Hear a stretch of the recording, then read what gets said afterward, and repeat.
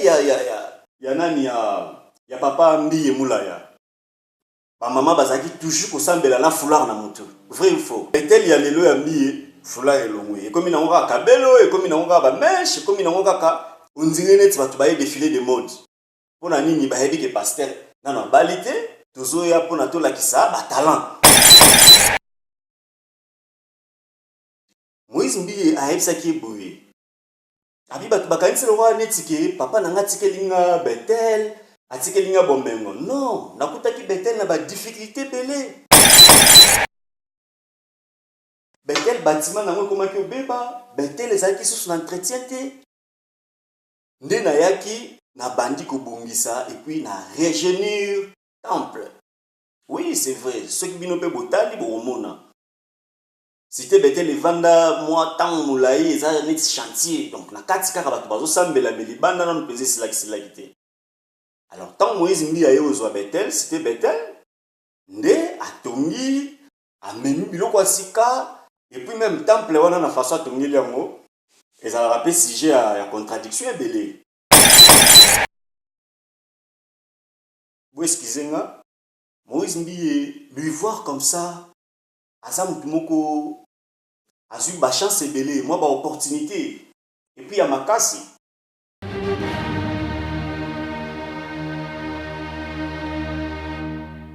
Bonjour, chers internautes. Salut partout où vous nous suivez.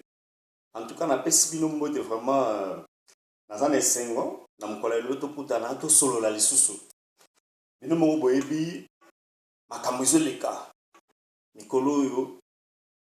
Na kati ya camp ya bana nzambe, na kati ya camp ya bato balingaka makambo église, o mingi to bengaka ba église de réveil. En tout cas, na koti kaka mbala moko parce que naza na passe na motema. Mais eza émission na bino meeting public.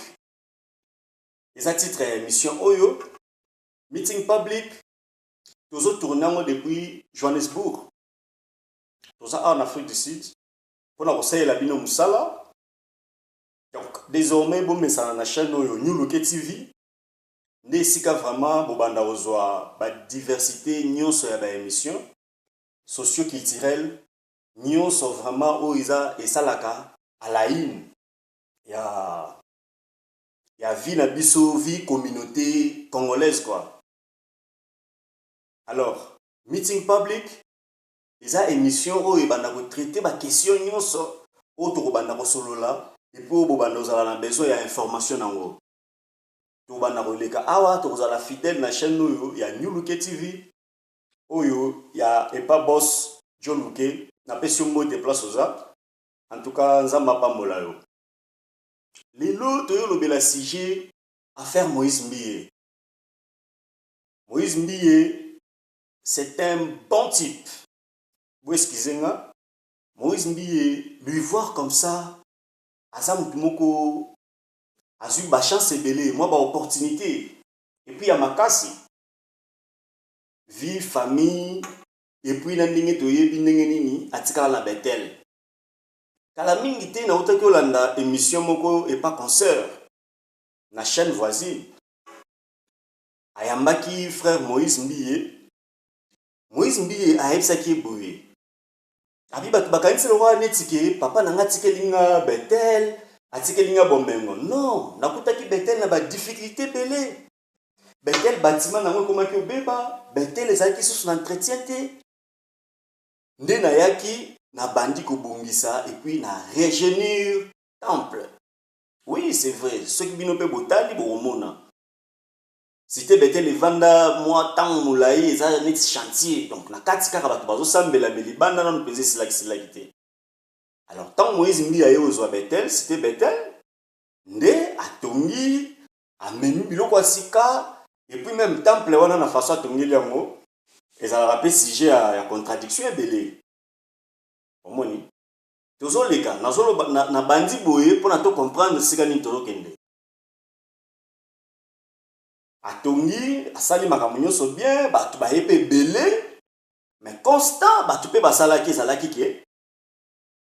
Cité Betel ya kala, na cité Betel ya lelo, oui, temple bongami, mais vie ya bandi me changeaki. façon oyo Moïse mbi amemeli Bethel na façon oyo mbi Moulaya amemeli pe Bethel, ils ont deux dimensions na babenga ngo nini bango moko babenga ngo na façon ya etumbeli mbeka. Bethel ya nani ya papa mbi Moulaya ba mama bazaki toujours kosambela na foulard na moto, vrai ou faux?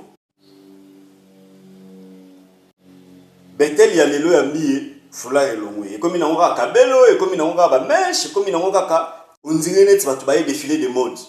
Pona nini bayebi ke pasteur nano abali te, tozoya pona tolakisa ba talent na oloba nange ebele te.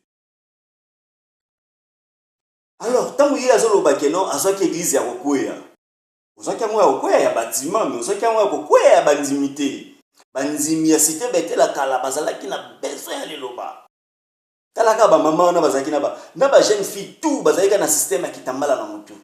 Ba o bayebi valeur ya kitambala na mutu, boyebi pourquoi nazo insister. Mbi Moulaya encadraki église bongo malgré que bâtiment esilaki te. Mais yo aussi si bâtiment mais okomi nde koboma milimo. Ok. Lelo atolali tolamuki botala makambo esalama na banet. Pasteur Moïse, nalingaka yo fort papa, nalandaka mateya na yo, banzembo na yo kutu na fanatique nango. Lole kofungwa malelo, mombongo tata ekoloba boye. Naza vraiment na souci fort. Bolanda te atande na yendi boye, naza na souci makasi. Bane bela nzambe bazana genou bazolela pona problème. Qu'est-ce qui arrive? Tolimbisio trop papa. Tokangi pe matoi. Balobi makamba bagege, ça me sembla. Obalaka te, tolingaki yo kaka. Mais ekoma tiba makamuke ya ba sex tap. Mon frère, ekoma tina ba makambo ba sex tap. Elo moko na tonga lelo ekamusinga. Po naza d'habitude na numéro na nga ya WhatsApp. Omoni ba système oyo tozotia ba profil ndenge défilaka. Donc à part profil ya profil. Mais tu as ba statut quoi, ba statut de défilaka. Alors na eko tia ba nouveauté moko boya Moïse mbi. Papa na ebisio ki batu ba cliquer kaka bona mona ba longwa. Na tiaki 3 vidéos mais mutu nyonso zo suka na vidéo moko azoko kosilisa ngo nyonso te. Ça veut dire que batu baza na choc. Ce qui sata nanda sali biso ngo.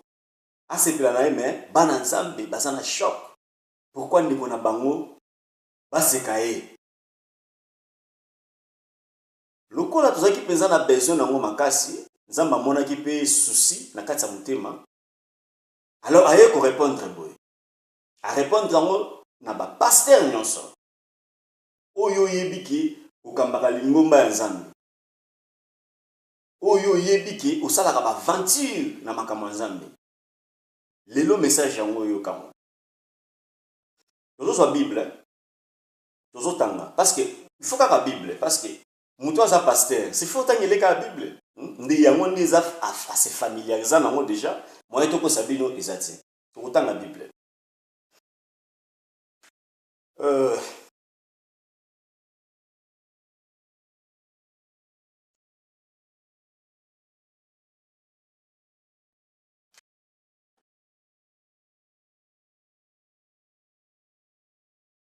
Oui, compliqué. Tout soit Bible à papier mbala moko. Tout que mbamo na Jérémie.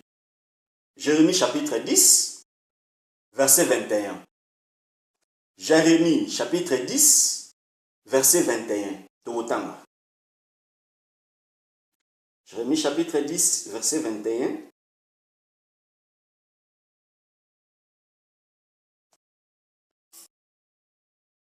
Les pasteurs sont abrutis. Ils ne cherchent pas le Seigneur.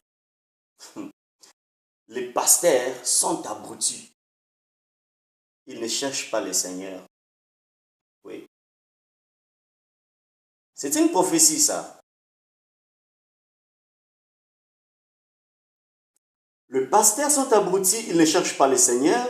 C'est pourquoi ils sont sans compétence. Et tous les troupeaux est à l'abandon. Vous voyez? Ce message est clair, je vais le répéter. Les pasteurs sont abrutis, ils ne cherchent pas le Seigneur. C'est pourquoi ils sont sans compétence.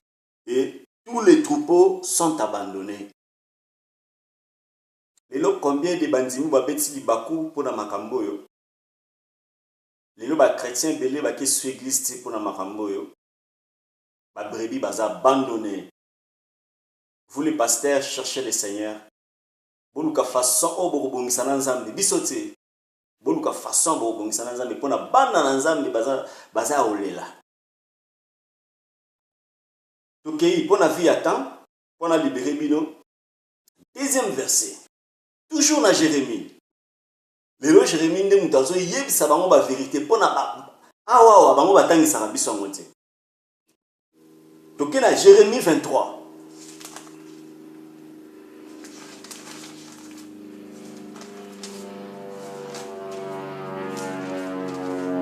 Dans Jérémie 23, Torubandango na premier verset et puis Tokokitanango tina 4. Torutanga. Malheur des pasteurs qui laissent dépérir à l'abandon les troupeaux de l'Éternel. Oh mon Dieu. Malheur des pasteurs qui laissent périr à l'abandon les troupeaux de mon pâturage. Oracle du Seigneur. Eh bien, ainsi parle le Seigneur, le Dieu d'Israël, au sujet des pasteurs qui font perdre mon peuple. C'est vous qui avez laissé à l'abandon mon troupeau.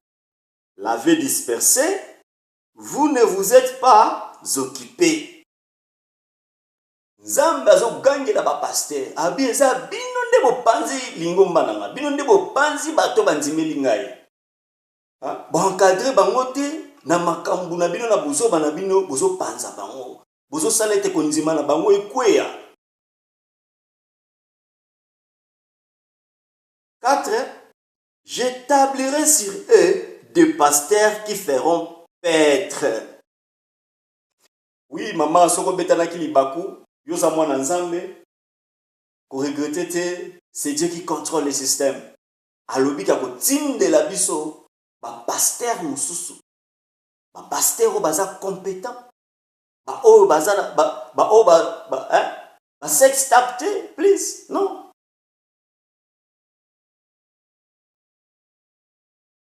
J'établirai sur eux des pasteurs qui les feront paître. Ils n'auront plus peur. Ils n'auront plus peur. Hein? Tokomi na kobanga na ba pasteur. Bazote ya boza mutema likolo lobi oyo.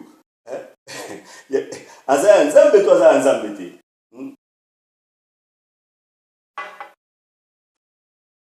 Ils n'auront plus peur.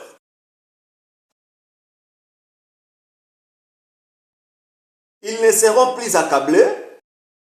Plus aucun d'eux ne manquera à l'appel.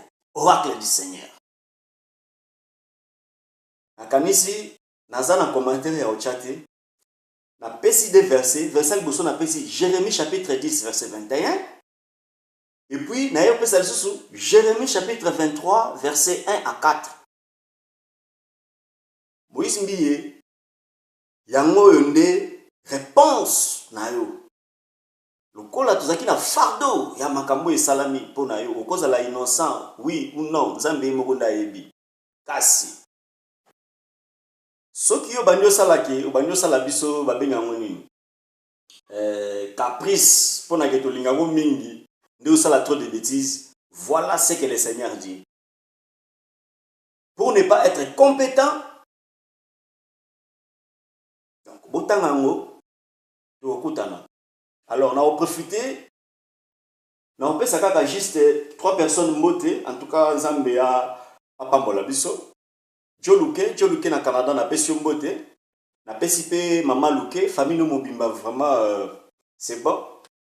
Madre Chala na France. Na Pession Moté, petite sœur à moto. Donc, trop de bisous, quoi.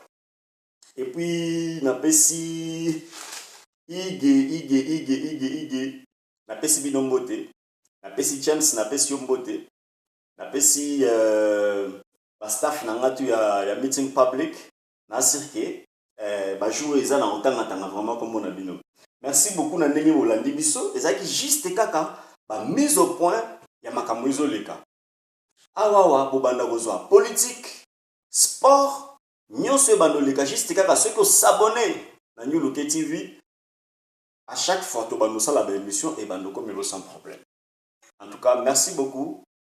C'est votre humble serviteur Vincent Kazadi, Naza présentateur et émission au meeting public depuis Johannesburg. Ok, ciao, merci.